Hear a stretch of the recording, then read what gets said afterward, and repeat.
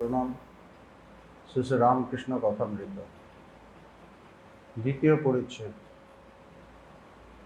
তো ঠাকুর ভক্তদের সাথে কথা বলছেন, ওখানে রাম, তারপর চুনিলাল বলে একজন মাস্টার, মহেন্দ্র মুখার্জি, এরকম কয়েকজন ছিলেন। শ্রীরামকৃষ্ণ, সিদ্ধাই থাকা এক মহাগোল। তোতাপুরি আমায় শেখালে একজন সিদ্ধ সমুদ্রের ধারে বসে আছে। বলছে সিদ্ধাই থাকা। সিদ্ধাই কি? সিদ্ধাই হলো কিছু আধ্যাত্মিক ক্ষমতা, মানে কিছু সাধনা আছে, ওগুলো করলে কিছু ক্ষমতা হয়, নানা রকম অষ্টসিদ্ধি এগুলো বলে। শরীরটা বড় হয়ে যেতে পারে, শরীরটা ছোট করে দিতে পারে, একদম অদৃশ্য হয়ে যেতে পারে, উড়ে উড়ে যেতে পারে, এরকম অনেক কিছু ক্ষমতা আছে। তো এরকম ওগুলোকে বলে অষ্টসিদ্ধি। 8 রকম সিদ্ধি হয়, ওগুলোকে বলে সিদ্ধাই। কিন্তু সিদ্ধাই থাকাটা খুব একটা সুবিধার না, ভালো না। তো সেটা সম্পর্কেই বলছেন। সিদ্ধাই থাকা এক মহাগোল। একজন সিদ্ধ সমুদ্রের ধারে বসে আছে, এমন সময় একটা ঝড় এলো। তো সেই যে ঘটনা, মানে সেই যে উদাহরণটা, সেটা তোতাপুরি ঠাকুরকে বলেছিলেন। তা একজন সিদ্ধ, এরকম তার সিদ্ধি আছে, অষ্টসিদ্ধি আছে, সে সমুদ্রের ধারে বসে আছে, এমন সময় প্রচণ্ড ঝড় এসছে। ঝড়ে তার কষ্ট হলো বলে সে বললে ঝড় থেমে যাক।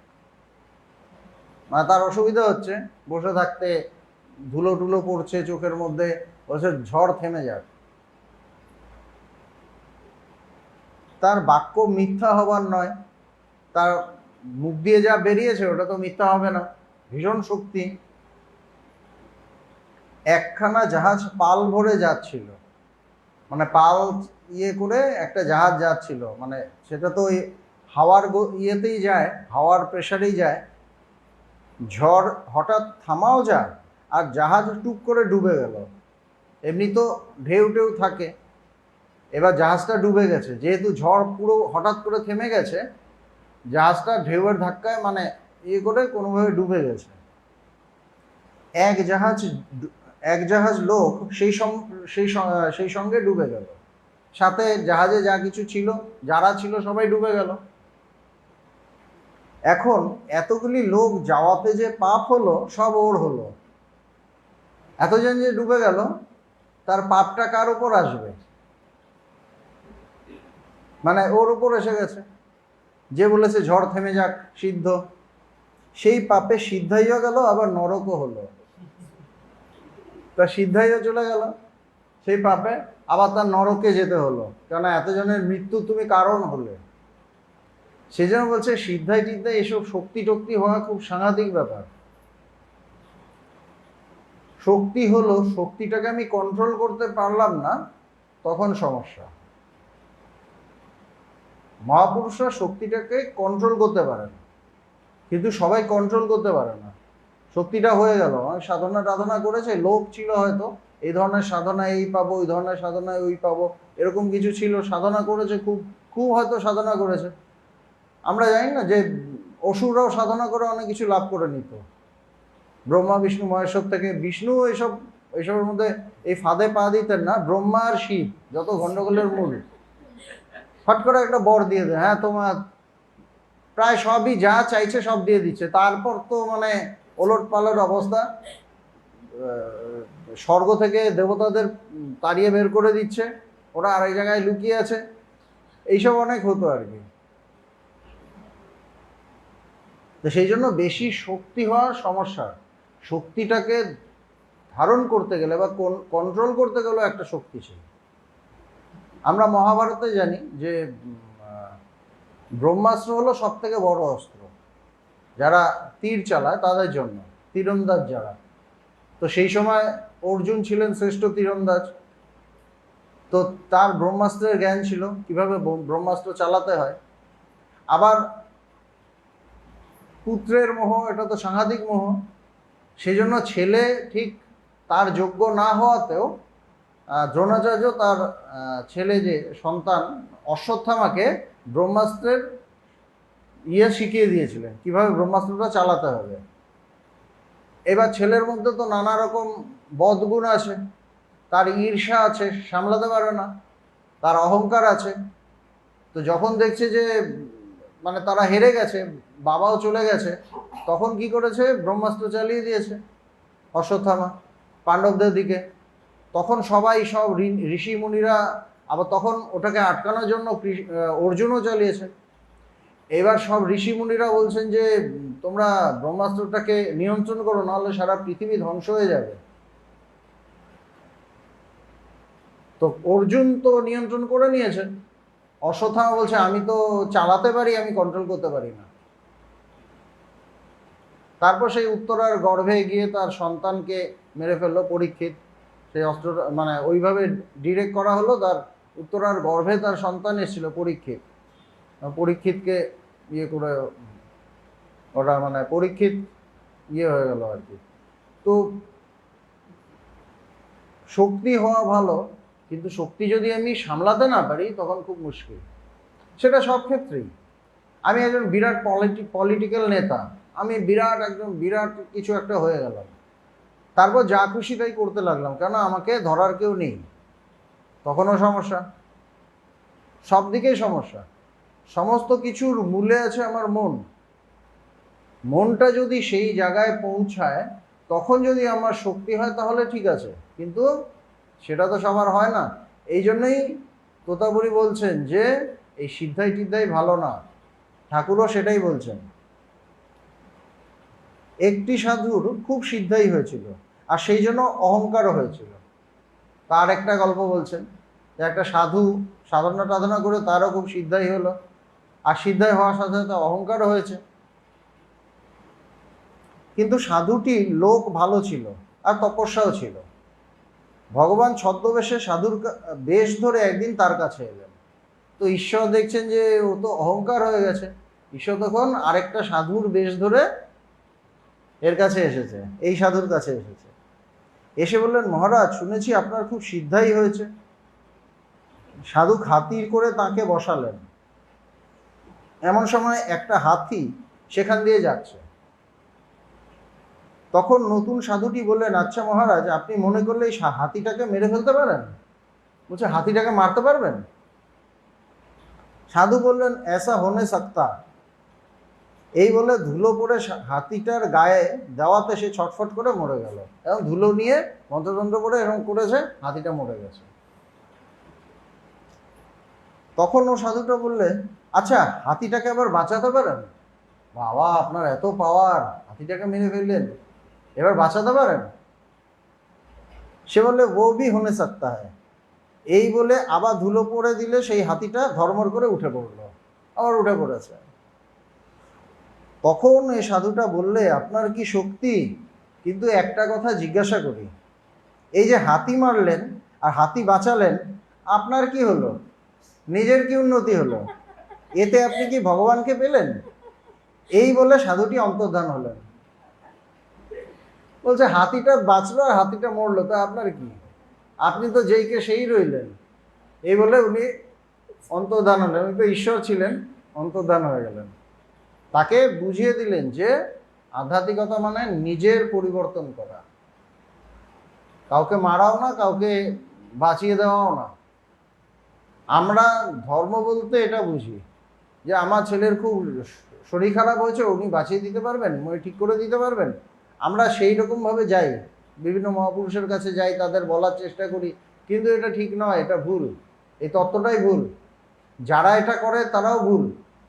কেন বলছে যে তাদের একটা অহংকার হয়ে যায় যে আমার খুব পাওয়ার, এইসবই বেশি হয়, এবং তারা খুব পপুলার, তাদের বাড়ি গাড়ি মানে বাড়তেই থাকে, ব্যাংক ব্যালেন্স সব বাড়তে থাকে, কেন মানুষ ওটাই খোঁজে।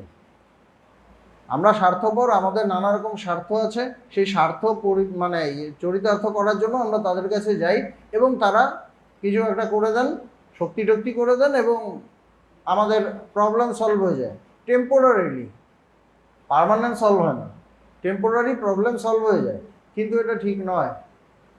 এই জন্য ঠাকুর বলছেন যে সিদ্ধাই ভালো নয়, বলছে হাতিটা মরলো, হাতিটা বাঁচলো, আপনার কি হলো? ধর্মের সূক্ষ্ম গতি, একটু কামনা থাকলে ভগবানকে পাওয়া যায় না। যে একটু যদি কামনা বাসনা থাকে, আমি যত বড়ই সাধু হই না কেন, যতই সাধনা করি না কেন, আমার শক্তির ওপর অহংকার আছে, শক্তি দিয়ে আমি কিছু করতে চাই, আমি মানুষকে ইমপ্রেস করতে চাই, তা আমার কামনা আছে, আমার নাম যশ আছে, তাহলে আমি ঈশ্বরকে পাবো না, ভগবান লাভ করতে পারবো না। যেহেতু আমার ওগুলো আছে, সেই জন্য আমার ভগবান লাভ হবে না, পেয়েও হারিয়ে ফেলবো। সাধুটা পেয়েছে, তপস্যা টপস্যা করেছে বলে তার অহংকার টহংকার যাই হোক না কেন, ঈশ্বর কিছুক্ষণের জন্য এসেছে, কিন্তু সে থাকেননি, হারিয়ে গেছে, থাকেননি। যেহেতু সে সাধু, তার জন্য ঈশ্বর তাকে ধরিয়ে দিতে এলেন যে তুমি সব কিছু ছেড়ে তুমি ঈশ্বরের জন্যই বেরিয়েছিলে, কিন্তু তুমি তোমার উদ্দেশ্যটা রাখতে পারোনি, তুমি ঈশ্বরকে নিয়ে থাকতে পারোনি, তুমি তোমার শক্তি নিয়ে ইয়ে করছো। হাতিটা মরছে যখন, তার তো কষ্ট হচ্ছে, কিছু তো হলেও কষ্ট হচ্ছে, কিছুক্ষণের জন্য তো কষ্ট তাকে দিলে, বেঁচে উঠলো হয়তো, কিন্তু তোমার শক্তির অহংকারের জন্য হাতিটার কষ্ট তো একটু হলোই, ঈশ্বরের তো ভাল লাগবে না, কিন্তু ঈশ্বর তাকে ধরিয়ে দিলেন, যেহেতু সাধু, যেহেতু ঈশ্বরের নামে বেরিয়েছিল, তার অন্য কিছু নেই, সেই জন্য ধরিয়ে দিল, কিন্তু জিনিসটা ভালো নয়। তো সেই জন্য শক্তির পেছনে ছোটা আধ্যাত্মিকতা নয়, কোনো শক্তি লাভ হবে সেটা আধ্যাত্মিকতা নয়, ঈশ্বর লাভ হবে সেটার জন্য ছোট আধ্যাত্মিকতা।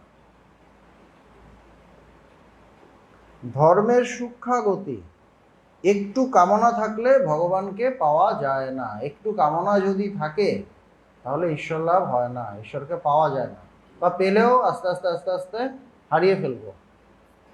আমি পেলাম, এবার আমার মনে হলো যে সবার আমাকে মানতে হবে, আমি যা বলবো, আমার ভীষণ অনুভব হয়ে গেছে, আমার একটা বিরাট কিছু হয়ে গেছে, সবাই যেন আমার পায়ের সামনে বসে থাকে।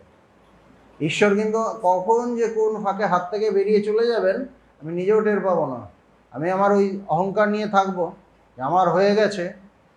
ও এই জন্য বলছে সূক্ষ্ম গতি, মানে আমি পেয়ে গেলাম মানে বাজি মেরে দিলাম সেটাও না, কিন্তু পেয়ে গেলাম বলে আমি যদি ভাবি বাজি মেরে দিয়েছি, এটা না, কখন হাত থেকে স্লিপ করে চলে যাবে। সূক্ষ্ম গতি, নাহলে সূক্ষ্ম গতি বলতেন না, একটু কামনা থাকলে ভগবানকে পাওয়া যায় না। সূচের ভিতর সুতো যাওয়া একটু রো থাকলে হয় না, সূচের ভিতর যে সুতোটা যায়, রো আঁশগুলো বাইরে যদি বেরিয়ে থাকে যাবে না, একদম সেরকম।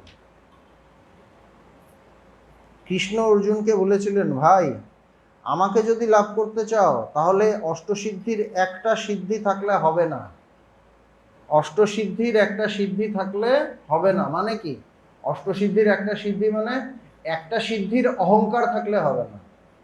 মহাপুরুষদের কি এই সিদ্ধি থাকে না? থাকে, কিন্তু তারা তারা ওটা নিয়ে কনসার্ন না, জানেনও না।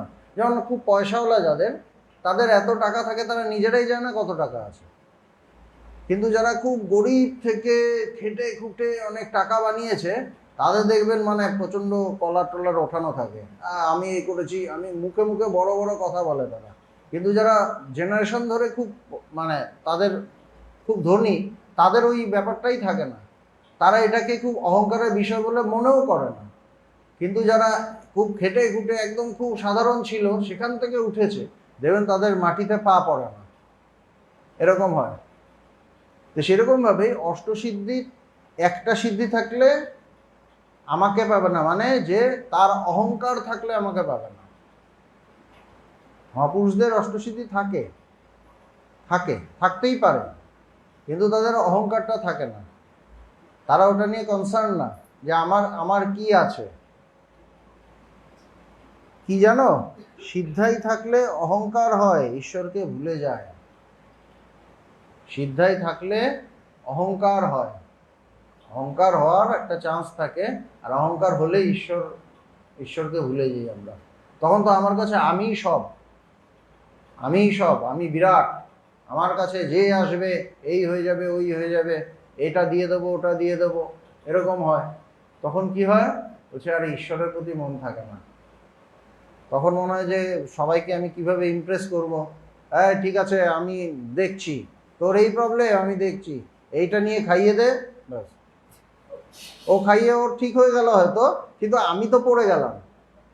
ও খাইয়ে ওর ছেলে বা মেয়ের বিয়ে হয়ে গেল, কিন্তু আমি তো শেষ। আমি টেরও পেলাম না আমি কোত্থেকে কোথায় নেমে গেছি। সাংঘাতিক। একজন বাবু এসেছিল টেরা। ঠাকুর কত কিছু এক্সপিরিয়েন্স হতো, অনেক কিছু তার উপর দিয়ে গেছে। বলছে একজন বাবু এসেছিল টেরা, বলে আপনি পরমহংস, বেশ একটু সস্তয়ন করতে হবে। বলছে ওই যে সস্তয়ন টস্তয়ন করে না, যে আমার পাপ টাপ ইয়ে হয়ে গেল, বিঘ্ন কেটে গেল, পাপ দূর হয়ে গেল, হ্যাঁ আরো আরো কিছু হলো আমার ভালো ভালো। বলছে বলছে আপনি পরমহংস, বেশ পরমহংস মানেই তো আপনি সব পেয়ে গেছেন, তার জন্য সস্তয়ন কি, তুই নিজের জন্য কর, তাই না? বলে আপনার জন্য সস্তয়ন করতে হবে। কি হীন বুদ্ধি! পরমহংস আবার সস্তয়ন করতে হবে। সস্তয়ন করে ভালো করা, এটা হলো সিদ্ধাই। বুঝছো, এটা হলো সিদ্ধাই। অহংকারে ঈশ্বর লাভ হয় না। অহংকার কিরূপ জানো? যেন উঁচু ঢিপি, বৃষ্টির জল জমে না, গড়িয়ে যায়। অহংকারটা কিরকম? উঁচু ঢিপি। ভগবান বলতেন যে ঈশ্বর একটা জিনিস পারেন, একটা জিনিস পারেন না। একটা জিনিস পারেন আর একটা জিনিস পারেন না। বলছে কিরকম? বলছে তিনি অহংকারকে সহ্য করতে পারেন না। অহংকারকে সহ্য করতে পারেন না, ওটা পারেন না। আর আরেকটা জিনিস তিনি করেন, সেটা কি? তিনি ভক্তকে একদম সবসময় তার কাছে রাখেন, তাকে প্রত্যাখ্যান করেন না। ভক্তকে প্রত্যাখ্যান করতে পারেন না। তো হচ্ছে অহংকার কিরূপ জানো? যেন উঁচু ঢিপি, বৃষ্টির জল জমে না, গড়িয়ে যায়। যেমন এখন কলকাতায় বৃষ্টি হচ্ছে, বিভিন্ন জায়গায় জল জমে যাচ্ছে, ওখানে অহংকার কম। আমাদের লেক গার্ডেন্সে একটু অহংকারটা বেশি, এখানে বৃষ্টির জল এই জায়গায় বেশি দাঁড়ায় না আর কি, গড়িয়ে যায়। নিচু জমিতে জল জমে। বলছে নিচু জমিতে জল জমে। জল জমে মানে, নিচু মানে কি? যে আমি কিছু জানি না, তুমি আমাকে জানাও, বিনীত ভাব। আর অহংকার হলো আমি সব বুঝি, আমি সব জানি, তুমি কে আমাকে জানাতে এসছো? অহংকার মানে আমি সব বুঝি, মানে আমার যে ইগো, আমার যে আমিত্ব, সেটা একদম মাথা তুলে আছে। সেটা যখন মাথা তুলে থাকবে, তখন সেই তাকে দেখা যাবে না। যেন উঁচু ঢিপি, বৃষ্টির জল জমে না, গড়িয়ে যায়। নিচু জমিতে জল জমে আর আর অঙ্কুর হয়। মানে মাটির নিচে তো অনেক বীজটি যেটা ওটা থাকে, তো যখন মাটি শুকনো তখন কিছু বেরোচ্ছে না, কিন্তু যখন জল জমেছে তারপর দেখা যায় যে ওখান থেকে অঙ্কুর বেরিয়েছে। তো আমার যখন বিনীত ভাব থাকবে, সেখানে আধ্যাত্মিকতার অঙ্কুর উঠবে। শ্রদ্ধাবান লভতে জ্ঞান, মানে নিচু জমি, শ্রদ্ধা, যার শ্রদ্ধা আছে ভেতরে, নিচু জমি। কিন্তু যাদের অহংকার আছে, তার ভেতরে শ্রদ্ধা নেই, আমি সব বুঝি, আমার আবার শ্রদ্ধা কি, কাকে মানবো? কিন্তু নিচু জমি, জমি মানে আমি জানি না, আমাকে বুঝিয়ে দাও, এটা হলো নিচু জমি।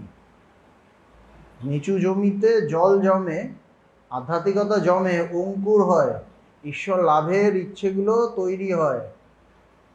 অঙ্কুর হয় মানে ঈশ্বর লাভের ইচ্ছে তৈরি হয় আস্তে আস্তে।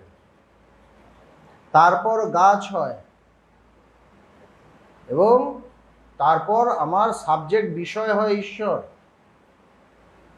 আমার বিষয় হয় ঈশ্বর, সবসময় আমি সেই চিন্তা নিয়ে, তাকে নিয়ে থাকতে ভালোবাসি, তাকে নিয়ে থাকতে ইচ্ছে করে। তারপর ফল হয়, যখন ঈশ্বর বিষয় হয়, তারপর ঈশ্বর লাভ হয়, এটা হলো ফল। প্রথমে অঙ্কুর, গাছ হতে গেলে তো প্রথমে গাছটা একদম অঙ্কুরের মতো ওখান থেকে হবে, তারপর গাছ বড় হয়, তারপর গাছ বড় হলে সেখানে ফল হয়।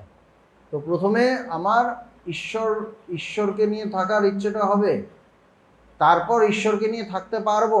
গাছ বড় হয়ে গেছে, ঈশ্বরকে নিয়ে থাকতে পারলে তারপর অঙ্কুর, তারপর ফল হলো, মানে ব্রহ্মজ্ঞান রূপ ফল, ঈশ্বর লাভ রূপ ফল হলো। কিন্তু এটা কোথায় হবে? নিচু জমিতে। যে সত্যি এটা জানতে চায়, যে বিনীত, যার ভেতরে শ্রদ্ধা আছে তার হবে, যার ভেতরে শ্রদ্ধা নেই তার হবে না। হাজরাকে তাই বলি, হাজরাকে মানে হাজরা সম্পর্কে ঠাকুরের একটু কষ্ট ছিল, হাজরা খুব বড় বড় কথা বলতো। হাজরাকে তাই বলি আমি বুঝেছি আর সব বোকা, এ বুদ্ধি করো না। বলছে ভেবো না যে তুমি সব বুঝে গেছো আর সব বোকা, সব মূর্খ, ও ও এরকম কেন, ও ওরকম কেন, এই যে থাকে না মানুষের ধারণা একটা ভেতরে, হ্যাঁ আমি আমি একটা বিরাট ভাব ভিতরে আছে হয়তো, আর ফুটে ফুটে বেরোয় এগুলো, কথাবার্তার মধ্যে ফুটে ফুটে বেরোয় ওই কথাগুলো, যে আমি একটা বিশেষ কিছু, ও একদম বেকার, কি বুঝলো, ভগবানকে পেয়ে কি লাভ হলো, এরকম একটা ভাব। এই জন্য বলছে হাজরাকে তাই বলি আমি বুঝেছি আর সব বোকা, এ বুদ্ধি করো না। বলছে এটা ভেবো না আমি বুঝে গেছি আর সব বেকার। সকলকে ভালোবাসতে হয়, কেউ পর নয়। বলছে সবাইকে ভালোবাসো, চেষ্টা করো, কেউ পর নয়।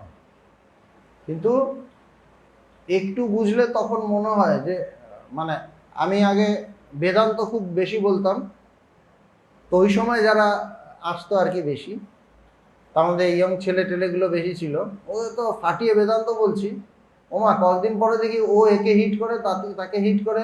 বেদান্ত শুনে তো একটু বুদ্ধির ইয়েটা বাড়ে, তো বিচারের ক্ষমতা বাড়ে, বুদ্ধি বাড়ে, এবার সবাইকে ডমিনেট করছে। তারপর না না এইভাবে তো হবে না, তুই কি ভাবছিস তুই বিরাট বুঝে গেছিস? আর ভগবানের কাছে এলে কিছু না কিছু উপলব্ধি সবারই হয়, টুকটাক এটা ওটা হতেই থাকে। এইবার সেটা দিয়ে যদি আমি ভাবি আমি সব বুঝে গেছি, আমি মারাত্মক ব্যাপার, পৃথিবীতে আমি আশ্চর্য বিস্ময়, তাহলে আমি ভুল করব। আর যারা বাকি আছে ইউজলেস, বোঝে না, ও জানে না, ভয়ঙ্কর ভুল করছি। এবার হাজরাকে বলি আমি বুঝেছি আর সব বোকা, এ বুদ্ধি করো না। ঠাকুর রয়ে গেলেন, হাজরা কিন্তু রইল না। হাজরা রইল ঠাকুরের জন্যই, নেগেটিভভাবে রইল। কিন্তু ও কি নিজেকে নেগেটিভভাবে জানতো? ও জানতো আমি বিরাট পণ্ডিত, বিরাট জ্ঞানী, ঠাকুরকেও জ্ঞান দিয়ে দিত। বলছে যে এইটা ইয়ে করো না, আর সকলকে ভালোবাসতে হয়, সবাইকে ভালোবাসো, তোমার থেকে কেউ যেন হিট না হয়, তোমার থেকে কেউ যেন কষ্ট না পায়, দুঃখ না পায়, তোমার আচরণে কারো যেন মনে না লাগে, এইটা আমাদের সবাইকে দেখতে হবে। আমরা এমন কিছু যেন মানে কথা না বলি যাতে অন্যকে হিট করে দিই, এমন কিছু যেন কথা বললাম না, কথা ঠিকঠাক বলছি কিন্তু এমন অঙ্গভঙ্গি করলাম মানুষ হিট হয়ে গেল। হ্যাঁ একজন কিছু একটা কথা বললো, আমি উত্তর দিলাম না, সেখানেও কিন্তু আমি মানুষকে হিট করলাম, তাই না? একজন আমাকে একটা কথা বললো, আমি এমন একটা ভাব দেখালাম, তোমার কথার কি জবাব দেবো, উত্তর দিলাম না, হিট করলাম কিন্তু। বলছে করো না। হাজরাকে তাই বলি আমি বুঝেছি আর সব বোকা, এ বুদ্ধি করো না। সকলকে ভালোবাসতে হয়, কেউ পর নয়, সর্বভূতেই সেই হরিই আছেন, তিনি ছাড়া কিছুই নাই। বলছে সর্বভূতে তিনিই আছেন। আমার কিছু অনুভব হলো, তখন যদি আমি সবার মধ্যে তাকে দেখতে না পাই, তাহলে আমি বুঝবো যে আমার অনুভবটা ভালো হয়নি। অনুভব হওয়ার আগে আমি সবার সাথে বেশ মিশতাম, গল্প করতাম, অনুভব হওয়ার পর আমি একটা বেশ বিরাট কিছু একটা নিজেকে ভাবা শুরু করলাম এবং সবার সাথে মিশতে পারছি না। তার মানে তাইলে তো আমি অনুভবের আগেই বেটার ছিলাম, আমি তো তখন মিশতে পারতাম, কারণ আমি মিশতে পারি না। তখন আমার ও খারাপ, ওর জন্য মিশি না, এটা না ভেবে ভাবতে হবে আমি কেন এইভাবে দেখি। ভগবান একবার বলছিলেন এটা নিজেরা ভাববে আমি কেন এইভাবে দেখছি। ভগবান সবাইকে ভালোবাসতেন, আমরা পারতাম না, কিন্তু ভগবান বলতেন, খুব মানে ভেতরে অসুবিধা হতো, স্ট্রাগল করতে হতো, যে ওকেও ভালোবাসেন, ও এরকম করে ওরকম করে, ভগবান ওকেও ভালোবাসছে, আমরা তো পারছি না। কিন্তু মানে এখন একটু একটু 1% মনে হয় যে ভগবান ঠিক করতেন, তখন মনে হতো ভগবানের বেশি বেশি, এত ভালোবাসার কি আছে, ওই লোকটা এত ক্ষতি করছে, এই করছে, ওকে এত ভালোবাসছেন। এখন একটু একটু মনে হয় যে ভগবান ঠিক ছিলেন, আমি ভুল ছিলাম, আমার ভাবনা ভুল ছিল, আমার কিছু একটা হলো, হয়ে আমি বিরাট কিছু মনে করলাম এবং সবাইকে মনে করলাম যে পাতে ফেলার মতো, মানে পাতে দেওয়ার মতো না। তার মানে কি, আমার যেটা অনুভব হচ্ছে, আমার অনুভব তো আমাকে ভেদ শিখিয়ে দিল, আমার অনুভব আমাকে ভেদ করা শেখালো, অভেদ তো শেখালো না। অনুভবের আসল কথা কি? অভেদ। সর্বং খলিবিদম ব্রহ্ম, সব কিছু সেই ব্রহ্ম। আমি সেই জায়গায় পৌঁছাইনি, তখন আমাকে ভাবতে হবে আমি এরকম কেন দেখছি। অভেদ দৃষ্টি তো হচ্ছে না, আমাকে আরও বেশি সাধনা করতে হবে, আরও বেশি এই চর্চা করতে হবে, আমাকে সেই জায়গায় পৌঁছাতে হবে, তাই তো? ভেদ থেকে অভেদে যাওয়াই তো আধ্যাত্মিকতা। আমি এমন কিছু করলাম, আমি অভেদ থেকে ভেদে চলে গেলাম, তার আগে সবার সাথে মিশছিলাম, ওমা এরপর থেকে আমি মিশতে পারছি না, আমি ভেদ করছি, ওর সাথে কি কথা বলবো। আমাদের হয় এগুলো সাংঘাতিক। এই জন্য বলছে ধর্মের সূক্ষ্ম গতি, গতিটা খুব সূক্ষ্ম, ধরা যায় না, কখন ঈশ্বর হাত থেকে বেরিয়ে চলে যান।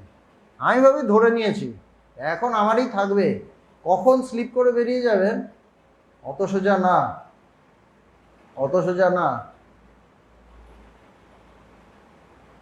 তিনি ছাড়া কিছুই নাই। প্রহ্লাদকে ঠাকুর বললেন তুমি বর নাও, প্রহ্লাদকে ঠাকুর বললেন তুমি বর নাও। যখন হিরণ্যকশিপু বধ হয়ে গেল, তখন তো নৃসিংহ অবতার তিনি ওখানে আছেন, তখন তো প্রহ্লাদের উপর ভীষণ খুশি, তৃপ্ত যে আমার এই ভক্তটা এত সুন্দর, তো বলছে তুমি বর চাও। প্রহ্লাদ বললেন আপনার দর্শন পেয়েছি, আমার আর কিছু দরকার নাই। বলছে আপনাকে পেয়ে গেছি, আমার কি লাগে, কিসের বর? ঠাকুর ছাড়লেন না, বলছে ঠাকুর বলছে না তাও নাও, কিছু একটা নাও। প্রহ্লাদের ভেতরে তো কিছু নেই, আমার এটা চাই ওটা চাই, রাজত্ব চাই, এই চাই সেই চাই, কিছু নেই। ঈশ্বর চাইও নেই, কারণ ঈশ্বরকে পেয়ে গেছেন, সেটাও নেই যে আমি তোমাকে চাই। মুমুক্ষুত্ব তো নেই, কেন তার হয়ে গেছে সব, সামনে স্বয়ং তিনি, আর কি চাই। তখন বলছেন প্রহ্লাদকে ঠাকুর বলে তুমি বর নাও। প্রহ্লাদ বললেন আপনার দর্শন পেয়েছি, আমার আর কিছু দরকার নাই। ঠাকুর ছাড়লেন না। তখন প্রহ্লাদ বললেন যদি বর দেবে তবে এই বর দাও, বলছে এইটা দাও, আমায় যারা কষ্ট দিয়েছে তাদের অপরাধ না হয়। কি সাংঘাতিক কথা! সারা জীবন তো কষ্ট পেয়েছেন প্রহ্লাদ, তো সারা জীবন কষ্ট, মানে সেই ছোটবেলার কথা বলছি, মানে সেই সময় পর্যন্ত তো কষ্টই পেয়েছেন। পুরো অসুর কুল তাকে ধ্বংস করতে চায়, ইনক্লুডিং তার বাবা, তাকে শেষ করে দিতে চায়। সে কখনো হাতির নিচে ফেলে দিচ্ছে, কখনো ও পাহাড়ের ওপর থেকে ছুঁড়ে ফেলছে, কখনো তার তার পিসি তাকে আগুনে পুড়িয়ে মারার চেষ্টা করছে, মানে সমস্ত কিছুভাবে তাকে ধ্বংস করার চেষ্টা করছে। কিন্তু কি বলছেন, প্রার্থনা করছেন যদি বর দাও, এই বর দাও যারা আমায় কষ্ট দিয়েছে তাদের অপরাধ না হয়। বলছে তাদের অপরাধ যেন না হয়, কেননা দেখছে যে আমার বাবাকে তো মানে একদম ধ্বংস করে দিয়েছেন, এবং তার এইবার আমাদের কি হয়, একটু কেউ এরকম করলেই মনে হবে যে ওর সব শেষ হয়ে যাক, আমরা তো উল্টো করব। কিন্তু বলছে তাদের যেন অপরাধ না হয়, তাদের রক্ষা করছেন প্রহ্লাদ। তার মানে এই, এটার ব্যাখ্যা করছেন ঠাকুর, তার মানে এই যে হরি এক রূপে কষ্ট দিলেন, এক রূপে কষ্ট দিলেন, এটা জ্ঞান, যে যারা কষ্ট দিয়েছে তারাও তো তুমি, এক রূপে কষ্ট দিলেন। সেই লোকেদের কষ্ট দিলে হরির কষ্ট হয়, আবার তাদের যদি আমি কষ্ট দিই বা তাদের কষ্টের কারণ যদি আমি হই, তাহলে স্বয়ং ঈশ্বর কষ্ট পাবেন। প্রহ্লাদ কোন কি অবস্থায় ছিলেন, তো সেই জন্য আমাদের এই জায়গাগুলো ভালো করে বুঝতে হবে, আমাদের থেকেও কেউ যেন আহত না হয়, এটা খেয়াল রাখতে হবে।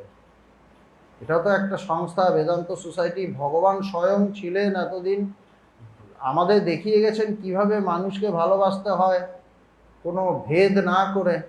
আমাদেরও এইটা করতে হবে, আমরা যেন ভেদ না করি, সবাইকে ভালোবাসার চেষ্টা করি। আমাদের কথায়, অঙ্গভঙ্গিতে, আচরণে কেউ যেন আহত না হয়, এটা আমাদের জানতে হবে।